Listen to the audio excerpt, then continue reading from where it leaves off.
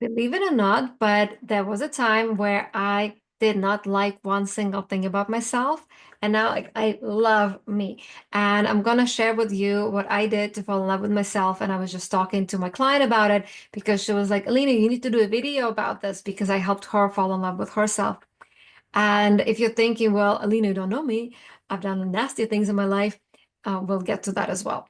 Because let me tell you, everybody's got something, and those people who say they have their shit together are standing in it. And recently, we've been getting a lot of proof that people who are, who have shown themselves to be all holy have been in scandalous situations. So let's begin here.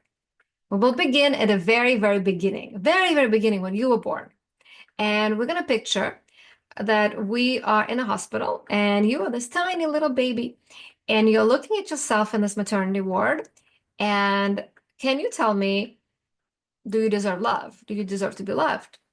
And the answer is yes, absolutely. Why don't you? You're just born. You're like a perfect baby. And you're thinking, well, I haven't sinned yet. Good point. So, but we are creating the standard, the very beginning that you deserve love, right? As the human being who was born. And then there were times that you did things that weren't good, perhaps. And let's just assume that between doing those things and from the time you were born, you were meaning well. Like you were learning all these things, like how to eat, how to, walk, how to talk, all of those things you're meaning well. You did not have a desire to be a mean person, the desire to do mean things. Okay. And then something happened. And you are the only person who really knows what happened. But something happened in your life when you were a baby, when you were a young kid, when you were a teenager. Something happened and somebody hurt you because happy, healed people don't hurt people. So something happened and somebody hurt you, or you just got hurt and you got angry and you started having all these feelings and you started doing things that may have not been nice. And so, what I invite people to do, and I invite you to do, write them down. Write down all the things you've done that you're not proud of, like a laundry list. You can burn it later if you want. And then, if you decide you want to be a good person, you have to decide two things. Can there be something that can be done about it? Is there anything that can be done about it? Can you ask for forgiveness? Can you repay somebody? Can you do something for the person you hurt? Is there anything that can be done? And so the second thing is you're going to do it. You're going to do something if it can be done. If there's nothing that can be done, then ask for forgiveness from the universe and ask yourself for forgiveness. Give yourself forgiveness and understand that you were once this little baby and then something happened and you dealt with it the best way you knew how as a human, and your parents taught you the best way they could learn from their parents, from their parents' parents, and so forth. And you are a product of many generations, and that you're not going to do that ever again. Those are the only things that you can do because the past is over. And we have to understand that to move forward, we have to either do something about it. And if we cannot, we have to forgive.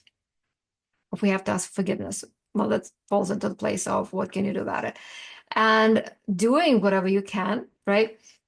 And then just letting it go, allowing it to be a lesson of what not to do, allowing it to be a lesson to teach others of what not to do, and thinking that maybe whatever happened to you when you were a child was a learning experience. It was a lesson for whatever reason. And, people say you either win or you learn. And the way I look at it is that if somebody gives you a big pile of shit, you can look at it and say, well, this is a big pile of shit and it's stinky and it's disgusting. I can't believe it. I got this pile of shit. Or you can think about people who pay lots of money for manure, lots of money for fertilizer. It's fertilizer. You have a choice either to treat it as shit or treat it as a fertilizer. And you can think of what kind of seeds are best to grow in this kind of fertilizer. So let's say you did something, you hurt somebody, and that person was struggling, and you now know how to prevent that sort of violence because you have been the abuser. And again, everybody's different, so I don't know what your story is, but I'm just giving you an example. The abuser can say, you know what, I know better. Like, for example, there was a man who was a butcher and he realized that he was murdering animals. And he just thought, oh my God, I'm never going to do this again. Like, no more. And he became this big, outspoken vegan advocate.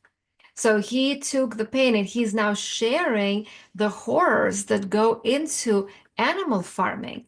So he took that experience as a learning experience and he's sharing that experience to help other people to not have to go through that and to become healthier humans, mentally, physically, spiritually by not eating animals or not eating animals as much, only eating animals for medicine because again, everybody is different and some people do require animal protein, and there's ways to get animal protein from animals who were humanely treated, who had a good life, who were treated with dignity versus conventional American farming, for example. And now there's fewer farmers that are, you know, butchering and not butchering, but torturing animals.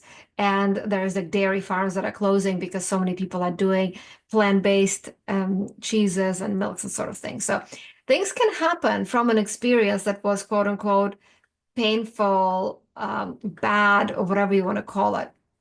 So this is what you can do as well. And then what you need to do is never, ever, ever do that again. Like it is not that hard to be a good person. And I talk about it a lot, the Immanuel Kant's way of figuring out if something is good or not is you say if everybody on the planet would do the same thing, would it be a good world? Would it be a bad world? Would it be happy or cruel world? And then you decide, do you want this to be a cruel world or do you want it to be a good world? Now, you might be also one of those people who have this rebel archetype. Like they just want to rebel, they want to destroy things. There's some people who just need to destroy things. And so you might be thinking, well, if you're one of those people who has this desire to destroy, who has desire to hurt others, how do you love yourself then? And again, this is my perspective only, but if you take the desire to destroy, take it to destroy something that's hurting other people. Take it to destroy that's no longer needed. Like if you like to destroy stuff, get a job on the company that like excavators where they get rid of buildings that are decaying and they're becoming a dangerous place to be and they have to build a new building. There are um, what are they called? The rooms where you destroy things. Like you just destroy things in the room because they move that energy out of you. There's healthy ways to move that energy.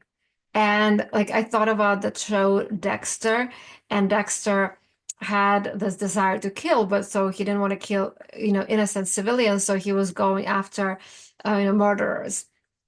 And so I'm not saying to do that again, but I'm just saying there's ways to channel your own aggression towards a healthy way.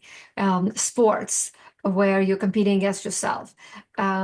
Very, very important actually for people who have this energy that's burning to destroy things is to move and to destroy your own adrenaline when you have the adrenaline rush or cortisol, like you just need to move those hormones by sweating. So you can do that, running, moving that energy so that it is not a bad energy. Destruction is not a bad energy if it is put in a correct way. When you destroy things that are outdated, that are hurting other people. And what I would say is maybe rebel in a way that's fun. Maybe rebel in a way that creates something fun and good. And use your imagination, how you can be a good rebel, a rebel with a cause, and rebel that makes the world a better place. There are ways to do it. And if you're really watching this video to learn how to love yourself, that's how you begin. You just start asking yourself, how can you be a person that makes this world a better place for everybody, not just for yourself? And when it comes to self-love, it's also not about, oh, I just gonna care about myself. I'm gonna be a selfish bastard. No, when you love yourself fully, like emotionally, just love yourself, you have so much love to give and you just want to share it and you want to make this world a better place. That's how it works. And I really hope that you take the time to find things that you like about yourself, you appreciate about yourself. And as I said, just make a list. I think I did it in a reel. I can't remember if I said it here already, but make a list of things you like about yourself. No, make a list of things you appreciate about yourself. Can be anything like I appreciate my hands for, holding a pen, or I appreciate my good taste in clothes. And I've been wearing this shirt for 3 days. I'm like, I love this shirt. So I appreciate my taste in clothes for myself. So you write a list of things you appreciate. And I did this myself, so I understand how it works. It's really hard. What you can do, I'll give you a little tip. What I did, I thought, what do people say that is nice about me? And like, people say I have nice hair. So I wrote nice hair. And people say I have nice eyelashes. I'm like, eyelashes. And that's how it started. And then after a week of just appreciating different qualities about yourself, different body parts, you start cultivating liking them. So you just write like, oh, I like my feet. Wow, like I really appreciated them for a week. And they're like pretty cool feet, They walk me places. Amazing. And then you do the same for a week. And then after a week, you start loving those parts. And you go, oh my God, like I love my feet. Like, how cool is that? My feet walk everywhere. Like they carry my entire being. Like that is really neat. And so you just cultivate the love. And if you need help, you can call your best friend and ask them, hey, what do you love about me? Like they will tell you things why they love you. You can write those out and then read them out loud to yourself. Sally thinks I'm really sensitive. Wow, she loves that I'm sensitive. How cool is that? And you start seeing yourself from the eyes of other people. You start seeing yourself and you start realizing how cool are you for even wanting to be a better person, for even wanting to love yourself so much that you're flowing with love that you can love other people. And if you do things that are not good, just try not to. Try not to do them. Try not to hurt people. Try to be a good person. And if you are hurting, catch yourself when you want to hurt other people back. Again, if it's protection and you need to, defend yourself, in a different situation. But if you just have this desire to like punch somebody in the face, ask yourself, hey, baby, what's going on? Why do you want to punch somebody? Oh, I'm just having so much anger about what's happening in the world. Okay, well, how can we move that energy in a healthy way? Maybe let's go to the gym and we'll punch a punching bag. Or maybe we're gonna go walk the dog and run with the dog so the dog gets a workout. You get to choose. You have the power of choice. When you have the power of awareness, you have a power of choice. And that is so, so powerful. So powerful to have a choice to be a better person, to choose love, to choose love for yourself, compassion for yourself, and love for other people.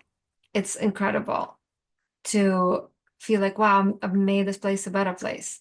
I'm leaving this world better than I found. I'm leaving this day better than it started for myself, for somebody else. It is so empowering. Honestly, it's like, I tell this story a lot. And I'm going to share it with you, and I'm going to end this video on this. There was a girl, Angelique, who came to my house in 2012, and she was saying how much she loved cheese. And I was a vegan chef at the time. And she goes, I never had vegan cheese. I'm like, well, why don't I make you a grilled cheese sandwich? She's like, yeah. So I made her a vegan cheese sandwich and she tried it and she goes, oh my God, I'm going to try being vegan for a week. Let's see if I can do it.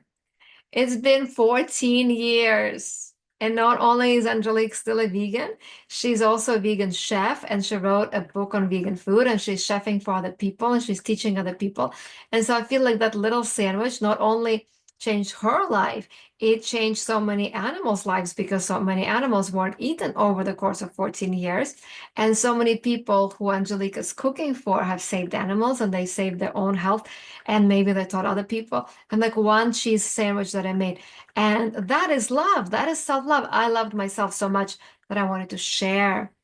And Angelique loved herself so much that she wanted to share. So I hope this creates a snowball for you that you want to share your love for yourself with other people and creates a better world.